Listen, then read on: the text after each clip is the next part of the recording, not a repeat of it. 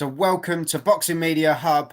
You're joining Joel and Ender as always. Just before we start, don't forget to give the video a like, hit the subscribe button as well, and check out the rest of the content when we're not live, but we seem to be all the time. Sorry.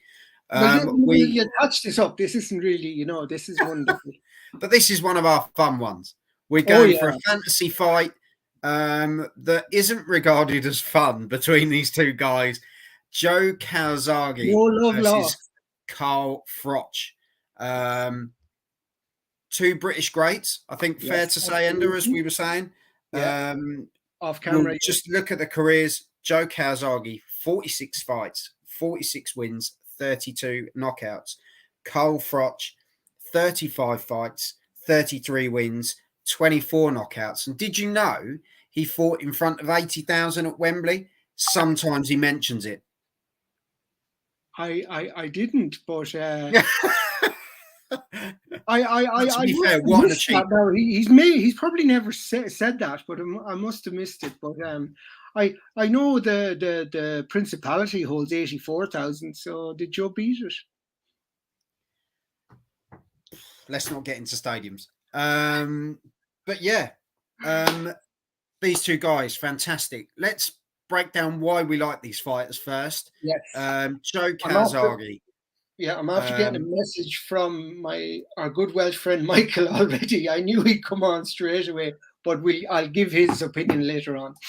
But Joe, I think when you look at how he presented himself in and out of the ring, the relationship with his dad, their tactical awareness, the ability to change tactics during a fight, great boxing ability, footwork, work behind the jab well, multitude of shots. He was the complete fighter, wasn't he? He had the balls to stand there and trade. Yeah, at his peak, he was the complete fighter, because we know he had hand issues later on in his career, which hampered the knockouts, but he still won convincingly. You know what I mean? But obviously his hands were now brittle at this point. But if we go back at his peak, he was never he wasn't destructive like Carl Froch, for example, but he was a complete boxer. He'd everything, So if we were giving points on, style, I would definitely give Joe the nod on that one, because, he was the better boxer, in my opinion, Carl definitely, as you say, bite down on the gum shield and he'll get into a dogfight. But Joe did that as well, and we've seen that in some of his fights. So, that's where he had to come back, didn't he? Yeah. He had to come back. So yeah, Carl, different breed, as you say, Ender. Bite down on the gum shield guy, known for the chin, also known for the nose, which he's had done now. But known for the chin, iron chin. Absolutely.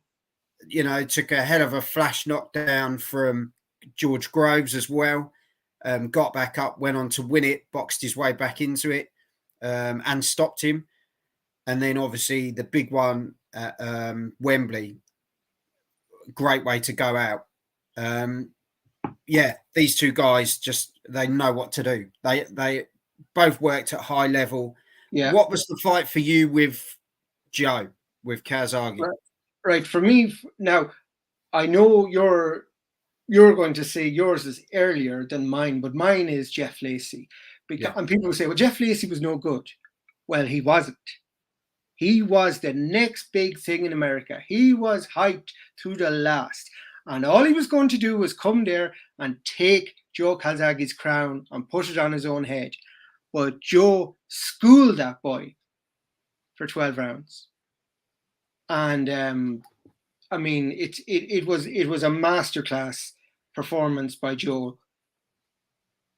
And I mean that for me was the best, because this was supposed to be just a changing of the guard, handing over his titles to this great white hope Jeff Lacey, but it didn't happen. And he gave him such a beating that people now don't give him credit for that fight, because they say, oh, he wasn't that good.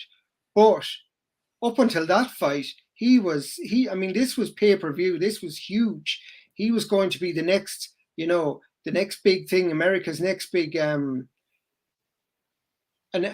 next big fighter. So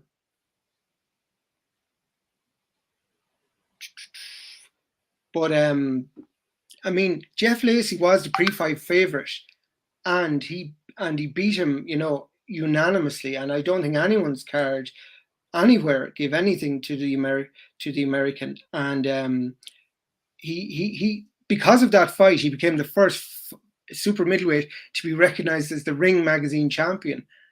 So I don't like people after commenting after the fact that Lacey wasn't as good as he was made out to be. Lacey was very good. He really was the next big thing. America had pumped a lot of money behind him, and Joe Calzaghe took him to school and gave him a sound beating over 12 rounds. He just schooled him in the art of boxing for 12 rounds. So that for me was Joe Calzaghe's greatest. Yeah. Nice. Mine was, I was just looking it back. I can't believe how long ago it was. October 1997 against Chris Eubank. And you're thinking at the time, Chris Eubank's record was 45 wins, 2 losses, 2 draws. This wasn't a guy that was, don't get me wrong, a lot of people would have said Chris had his day. A lot of people would have said, but still a very tough operator. Chris went into every fight like it was his last. He gave everything in every fight. And do you know what? It was a real test. And it was a coming of age for me, for Joe. And yeah, I think Eubank realised how tough Calzaghe was. And like you say, the passing of the torch the other way. And do you know Collins was supposed to fight him and he just wouldn't, So Eubank stood up. So that's how feared Joe Calzaghe was, that Steve Collins wouldn't fight him. And he even said it. Shows the brass of Eubank, doesn't it? It shows the brass of Eubank. But he's even said it, I didn't fancy that fight. And so Eubank took it. So that's even at, at the early stage, people knew this guy was the real deal. And it was excellent. But it's amazing. Sorry. Yeah, I'm just thinking then there's 2 other big fights. Well, there's 3. There's more big fights we can really comment about. But if we talk about if we go to Carl, what do you make of Carl? Well, we were just going to stick with Joe for a second, but because we got some comments. Yeah. Did you know Carl was a Hall of Famer? Didn't know if you mentioned that. I actually didn't. Chris, as much as Carl is my favourite, I think Joe would have won. Would have been an incredible fight. 100%. I mean, had you put both of them. Gooner forever. Joe Calzaghe, 46-0. Calzaghe gave Jeff left hook Lacey a boxing lesson. Yeah, Enda was saying. And that's the point. He gave him a lesson, and people say, "Oh, Lacey wasn't any good." Before that fight, he was huge. He was the next big thing in America, and Joe just proved how good he was. I mean, funny story. The night Ricky Hatton fought Floyd Mayweather, you might know it, but I was at that fight. Like Carl, I tend not to say these things, But the next day was Sports Personality of the Year. And I had money on Joe winning Sports Personality of the Year. And the only thing I thought was going to stop it, if somehow Ricky managed to beat Floyd. Now, I also had Floyd to win by knockout, and that came true, and Joe came true. So I had a very successful weekend in Vegas, even if I didn't win the slots, because they'd have just taken all my money. So that's why I'm biased towards Joe, but I don't think so. I think the comments here are kind of are reflecting that. But I just want to pop this in. Michael, he's our Welsh boxer, and he's boxing shortly. So good luck to Michael with that. He's I think it's a light heavyweight, cruiserweight he's going to be fighting at. Well, it's amateur, so it's light heavy, right? Or is it heavy? It's probably heavier or super heavyweight if it's amateur. Right. Michael said Calzaghe would win on points, but if Froch would cause him plenty of problems for 12 rounds. Calzaghe nicks enough rounds to win it well. And I actually think that's very reasonable, you know. I mean, you could say, oh, you know, because I'm neutral, I'm Irish, you know, whatever, but that's from a Welshman, and he can identify that, yeah, Carl is dangerous, but skill-wise, I think we're all agreed on this. Calzaghe is just better. Now, Carl is dangerous, and you know, but I always found that Joe managed to nullify the dangers of his opponent, and that's why he kept his O. You know, I mean, okay, he fought Bernard Hopkins late, and but it's people have a go at Joe and saying, "Oh, they fought him late. He fought this guy late. He fought whoever got put in front of him." And the big one as well was Michael Kessler, because he was huge in Germany. And I mean, I know he came to Wales, because had it gone to Germany, it'd be very different. But I mean, that was his 20th defense, and then he became unanimous.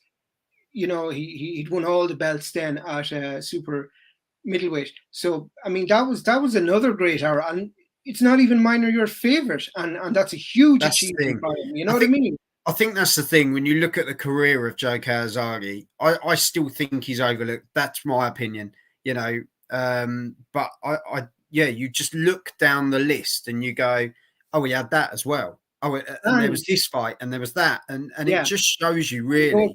And like Guna forever here, Calzaghe never ducked anyone. He just fought. I honestly don't think he did, and but I think that's the same, really, with Carl Froch. Well, absolutely. I don't think Carl give Carl his flowers, as I say. Yeah, I don't think he ducked anyone either. He took the fights that were put in front of him. I mean, if you look at he went and took part in that Super Six, you know, and that was immense. Now that's probably, you know, we're probably going to get to that now when we're discussing Carl, and maybe is that one of the reasons why we're giving it to Joe? I don't think so.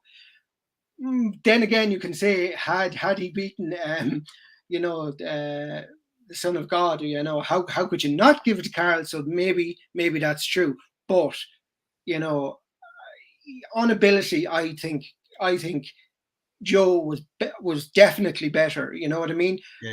Heart of a Lion, I would give to Froch, but Joe never gave up either, and when he couldn't, that's a tough one. That's a tough one. When he couldn't punch with his fists, he still found a way to win. You know what I mean? Yeah. When he couldn't win by power, he still found a way to win. So I'll give Carl the power. You know, he wins the power aspect of it, but in just determination and will to win, that's a razor sharp one, and you've just split it in two. But I still think I'm going to have to go with my boy Joe here, because he's done it and he won it every time, you know. And you can say, oh, well, you know, Hopkins wasn't as good and it was too late for Jones Jr., you know. However, he went over there and he fought Hopkins, and it was the first man to defeat him as well. So, you know, what more do you want? And I think when we go over to Carl, you look at the two losses on his record, Mikel Kessler and Andre Ward. We're not talking these are just losses. These two guys were animals. They were incredible fighters. It's not like he slipped up along the way. These were two big guys to fight. Ended the career with two great fights with Groves, in my opinion. You know, got the win over Mikel Kessler, came back and got that win as well. He had some fantastic fights. And he showed his balls, really, didn't he? To how good he is. And a great career over time as well. Good test of time. As I say, known for his chin, very much fought with his hands down, didn't he, Ender? Gloves down, chin out, enticing the opponents in. And when they bit, he had some great power shots, great jab, but had some wicked shots, Carl. For me, I do remember the last fight. Well, I loved it. I genuinely did love watching him fight Graves. I did. I thought it was a great fight. The first fight was fantastic as well. Just Yeah, showed the a first different fight was side to him. the first fight was probably better because it was more evenly It had matched. everything. Yeah, You had know, everything. the second fight was just Carl just laid down his authority on Yeah, it. he was saying, "I'm not taking you for granted this time." Yeah, I took my eye off, and I knew he could have lost that fight. yeah. And he showed his mettle. People say it got stopped when it shouldn't have done, but that's one of those question marks as always. But for me, it was quality. Yeah, and the two losses as well were unanimous decision over 12 rounds. So it's not like he got stopped either. It just shows the toughness. But then it comes back to like when you look at Joe, just incredible. So Ender, if these two guys fought in their prime, let's get to it. Prime Calzaghe, prime Froch. When you're looking at all the attributes, putting the records to one side, should we say, prime versus each other. How do you see this one pan out? Okay, they're both at prime, so uh, yeah, Carl's at his best, and he hasn't been beaten down, and Joe's hands are perfect, so we'll go with that. Now, I want a ringside seat. That's first of all I want to say. I think everybody I'm with does. you, mate. I'm All sat of the next to you. all of the UK will be on top of it, and Ireland will be with them, and the USA, all the fighters, and obviously all the foes that they've fought between them would be Oh, this would desperate to sell out see who wins this. ridiculous. But I mean, you wouldn't need no Eddie Hearn hype for this. But I'm going to kind of talk through how I think it will go as the fight will go on. I think what we'd find at the start is Joe would come out and Joe would, try and establish himself, with his boxing, just put it out there. Whereas obviously, there you go, Gunnar. Whereas Carl I think, would come out a little more with bit in his teeth, really determined, and he might be going a little bit too quick. And I think Joe could pick him off easy because of that. Yeah. And as the rounds go on, we'd see Joe winning rounds and Carl really forcing the issue. And as long as Joe doesn't get into trouble, I can see him, it's not going to be easy, but Joe will be able to box his way out of all those situations. Now, obviously, Carl's going to take a few rounds, but if Carl doesn't land the big punches that he needs to land, I can see Joe happily, clocking up the rounds, and then we know he can get on his bike, and there's nothing wrong with that if you're winning, because it's up to your opponent then to force the issue. And the more Carl forces the issue, I think the easier it would be for Joe to pick him off. Now, this might say, Jesus, Enda, it looks like you're going to have a wide points decision for Calzaghe. I have a points decision for Calzaghe. It won't be wide, but I think it will be clear. That Joe, the rounds Joe won, he won. Now, some will say, oh, yeah, but Carl was very busy, and Carl was, the attacking boxer, but he wasn't getting the shots landed on Joe that he wanted. Now, should he land the shots he wants, it could be a very different result, because if he does get to land on Joe and land well and numerous punches, I could see that's a way for Carl to win. But I'm giving Joe the credit. Joe fought 46 times and 0 times beaten. And you can say what you want, or people were at the end of their career or whatever. He still went to America and beat Bernard Hopkins. You know what I mean? He still took on Jeff Lacey and beat him. He beat anyone that was put in front of him. Kessler, okay, he got him to Cardiff. Not Kessler, the German, it wasn't Kessler. Kessler fought Froch. But so his defenses. It was Kessler. It was Kessler. Yeah, right. Kessler at Cardiff. There's a common opponent they have. That Calzaghe won. Okay, it was in Cardiff, and that Froch lost to controversially on points. But everybody that loses to Kessler lost controversially on points, if you ask me. well, anyone at the top level. But I'm kind of rambling a bit here. But I mean, this is all building up to why I think it's going to be, for me, at the end, and it will go the full 12, and it will be grueling, and it will be hard, but Joe will come out supreme, and it'll be a unanimous points decision for the Welsh wizard, Joe Calzaghe. Yeah, I'm with you, Ender. To be fair, I can't see a stoppage. No way. These two guys just knew how to grind, and even when Joe was losing a fight, he'd find a way. And this was the thing. He just had that ability to technically change what he was doing, as Ender was saying earlier, to nullify that opponent, to turn the screw almost, and he did it every single time. He knew how to do it. Carl Froch, such a tough individual, you just could not stop the guy. So it was a case of Calzaghe picking the shots well, accurate punching, great speed as well. Calzaghe, great speed. Although, as we say, the power wasn't as prominent, the shots were landing. They were great point scoring punches. And for me, it goes to 12 rounds. And you could look at it. If it was over a 12-round fight, you could probably give Joe at least 8 of those. He just knew how to do it. It's almost like 7-5-8-4. He was punching. It's like he's punching a wall, but he's knocking it out brick by brick, and that's kind of Carl Froch. But he still stands at the end, and I just think, like I don't think he'd get Carl out of there. Definitely not. No, but let us know. Let us know in the comments. I am intrigued to win, and I think anyone that that's been commenting, I think if Carl got the knockdown, but there's nothing to suggest. Would we be shocked in if Joe's Carl career?